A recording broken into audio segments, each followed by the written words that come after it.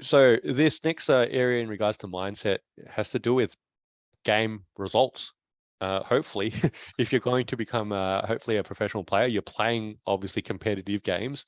You're hopefully playing probably at least domestic somewhere at a higher level because you're pushing yourself, and hopefully, I guess in Australia you're playing at a rep level too. If you're playing overseas, hopefully you're playing at one of the the leagues that give you that high elite level of competition for your age group in that sort of sense.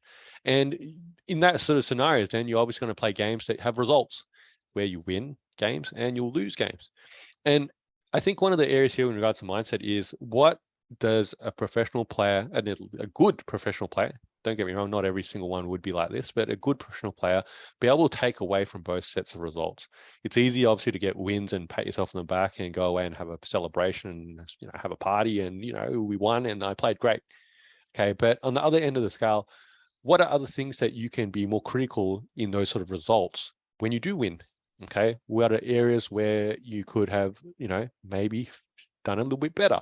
And I'm not saying that you can't go away and pat yourself on the back and celebrate the victory, but I'm saying that always looking for that self feedback, okay, is the first step, and looking for feedback from others, okay, like we alluded to earlier, from coaches and from peers, within your team too, and those that are non-biased in those sort of opinions, is a huge area there, because we all know that when you lose a game, you're going to hear a whole bunch of feedback.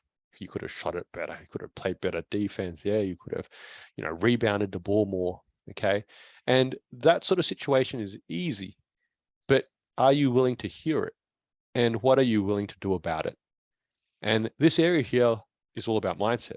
So when you win, what do you think about? And when you lose, what are you willing to listen to? And what are you willing to do about that?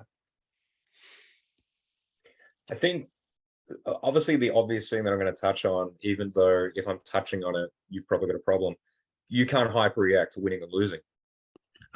You can't instantly go to blame mode when a game gets lost, and you can't instantly go to hog the credit mode when a game is won. In the grand scheme of things, you potentially are going to play hundreds, if not thousands, of games. So the results ultimately won't matter too much. Really, it doesn't matter until you're competing at that elite level, and even then, there is some reality to it, right? If you are that person we mentioned before where the court time's a bit limited, your role and responsibility for winning and losing is reduced. That's just a fact.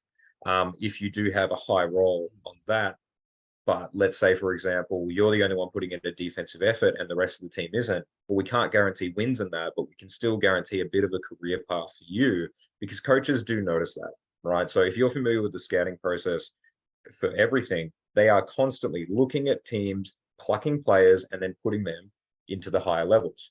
They're not taking teams, right? If a team goes 24-0, they're not taking all 5 players to the NBA. That's not how it works, because they'll look at the talent individually, they'll look at the effort individually, and they'll see what the potential is. They're not going to take everyone. So winning and losing doesn't even result in you gaining the success that you think it does, right? Maybe you have played on a winning team and you've won the championship 6 years in a row. Doesn't mean you're good, just means you're on a winning team. So you have to take it into perspective. Uh, Really, it's a team result, and as a team, you should brief or debrief about it. But that's as far as it really goes. In terms of your individual growth, your stat record isn't that important for a very long time into your professional career. Yeah, look, I think going back to the specific games, and I'm sure yourself as a coach too, you said it right at the start that it's too often a blame game. I think it's when you lose, and no, statistically speaking, what you lose every 50% of your games, right? So you play win some, lose some, right? If you're winning over 50%, you're probably pretty successful. Yeah, you're on a pretty good team, more often than not. So that it's a situation where when you lose, can you put your hand up? Can you say at least internally to yourself, what can I do better? So then when I play this team again next time, hopefully, we'll have a better result. Maybe it'll be a closer game, or maybe we'll get a win next time. And there's always that sort of feedback that you can give yourself and do something about it. And that's hopefully something that, you do, because that's probably an important step to really taking it to the next level.